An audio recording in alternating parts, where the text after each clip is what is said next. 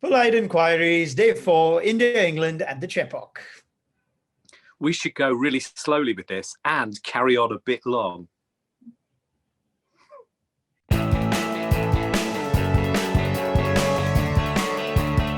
Daniel King asks, declaration schmeclaration. How many times in recent years have England actually run out of time in the fourth innings? Christchurch, 2018. Antigua, 2015. Lords, 2014. A few, actually. A few. Matthew begs, should every decision that Joe Root and England make be weighed against how much it annoys Shane Warne? So true. You see, there was a bit of me that was thinking they should really declare now. And then Shane Warne started insisting on Twitter that they should declare, and I realised I'd been wrong. I mean, it's the fury and the certainty of the opinion. I thought he might pop, and that could be extremely messy.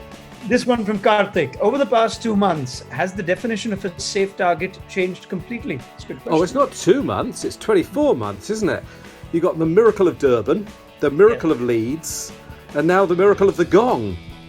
In the India side, there is probably the best ever chaser. White ball chaser, admittedly, but Virat, you've got to take that into account of the way that Pant plays, and Rohit as well. Could have come off, he didn't. It seems a bit cautious, but I kind of get it. And if you're England captain, bearing in mind how hard it is not to lose in India, you don't want to be on top for 4 days and then give India a sniff of a chance to win, do you? Cricket cliches. Does 420 to win qualify as a daunting task or a mammoth chase? Cricket cliches, I really like that. I think you'd have to say then that at the end of the day, if India pull this off, England will be sick as a parrot. But if England can notch a brace early doors, it'll be happy days. I do this for a living, mate. Have you read my reports? Harry, India no bowling like a teenage Mohammad Amir. Ooh. I never saw a teenage Mohammad Amir. Oh, come on now. Does anyone still think he was 17? He could have been 19 and the point still stands. I'm sure he was once. Okay, this one from Monkey. Did England miss a trick by not sending Buttler and Stokes to open in their second innings? Could have scored some quick runs. I thought they would. I didn't, but I mean, it's a completely legit point. I mean, I thought they did score quite quickly early on, to be fair.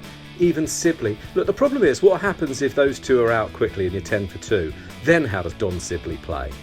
So I thought they pushed on. I thought Joe Root batted brilliantly. It wasn't like Rory Burns hung around for long. Mm-hmm. So, look, the only thing that surprised me was after Pope was out, the way they batted then, it seemed a bit ponderous.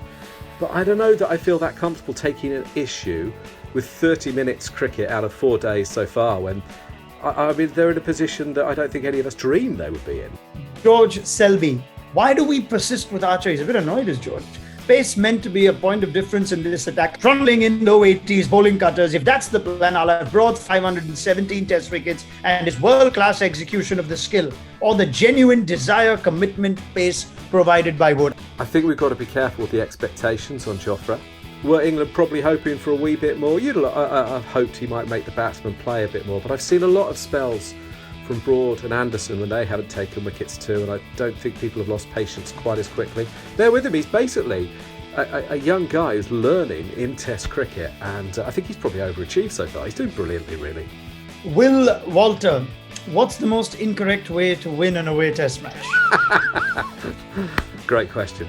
You would have thought that Joe Root was having an absolute shocker if you checked social media. These decisions are nearly always full of shades of grey. Yep. You know, when to declare, whether to bat or bowl or everything. Nearly always they're reasonable. And selection decisions too. Apart from Nasser at Brisbane. That was just mad. Speaking of Nasser, Nick, when are we assembling stocks in the town square of Chennai for Root, Silverwood and Bess? That was the tone, wasn't it? It's all fine. People maybe prove right this time tomorrow. They maybe prove right. Yep. But all I'd say is, if you are proved wrong, just reflect on that and think, maybe they did quite a good job. I thought this was going to be a very one-sided series. And so far, India are just about holding on.